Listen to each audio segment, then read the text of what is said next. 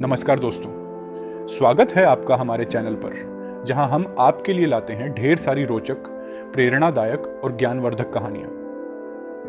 अगर आप भी जीवन में कुछ नया सीखना चाहते हैं, प्रेरणा की तलाश में हैं या फिर मनोरंजक तथ्यों से रूबरू होना चाहते हैं, तो आप बिल्कुल सही जगह पर हैं। आज की हमारी वीडियो में हम आपको एक ऐसी कहानी के बारे में बताएंगे जो आपके जीवन को एक नई दिशा दे सकता है। तो बने रहिए हमारे साथ, और अगर आप चैनल पर नए हैं तो सब्सक्राइब करना ना भूलें। चलिए बिना किसी देरी के शुरू करते हैं। मैं थक हार कर काम से घर वापस जा रहा था।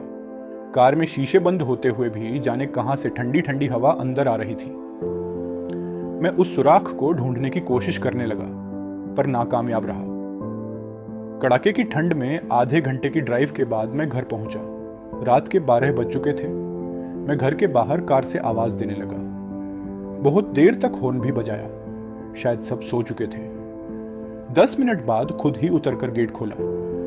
सर्द रात के सन्नाटे में मेरे जूतों की आवाज साफ सुनी जा सकती थी। कार अंदर कर जब दोबारा गेट बंद करने लगा, तभी मैंने देखा कि एक 8 से 10 साल का बच्चा अपने कुत्ते के साथ मेरे घर के सामने फुटपाथ पर सो रहा है।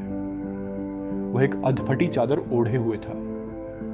उसे देखकर मैंने उसकी ठंड महसूस करने की कोशिश की तो एकदम सकपका गया। मैंने मोंटे कार्लो की महंगी जैकेट पहनी हुई थी, फिर भी मैं ठंड को कोस रहा था। और बेचारा वह बच्चा, मैं उसके बारे में सोच ही रहा था कि इतने में उसका कुत्ता बच्चे की चादर छोड़ मेरी कार के नीचे आकर सो गया। मेरी कार का इंजन गर्म था। शायद उसकी गर्माहट कुत्ते को सुकून दे रही थी। मैंने कुत्ते को भगाने की बजाय वहीं सोने दिया और बिना अधिक आहट किए पीछे का ताला खोलकर घर में घुस गया। सब के सब सो रहे थे। मैं चुपचाप अपने कमरे में चला गया। जैसे ही मैंने सोने के लिए रजाई उठाई, उस लड़के का ख्याल मन में आया। सोचा, मैं कितना स्वार्थी हूं। मेरे पास विकल्प के तौर पर कंबल, चादर, रजाई सब थे, पर उस बच्चे के पास एक अधफटी चादर भर थी। फिर भी वह बच्चा उस अधफटी चादर को कुत्ते के साथ बांटकर सो रहा था, और मुझे घर में फालतू पड़े कंबल और चादर भी किसी को देना गवारा नहीं था। यही सोचते सोचते न जाने कब मेरी आंख लग गई। अगले दिन सुबह उठा तो देखा घर के बाहर भीड़ लगी हुई थी।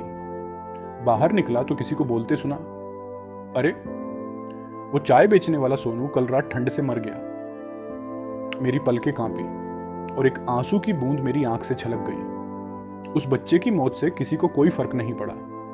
बस वह कुत्ता अपने नन्हे दोस्त के बगल में गुमसुम बैठा था, मानो उसे उठाने की कोशिश कर रहा हो। दोस्तों, यह कहानी सिर्फ एक कहानी नहीं है, यह आज के इंसान की सच्चाई है।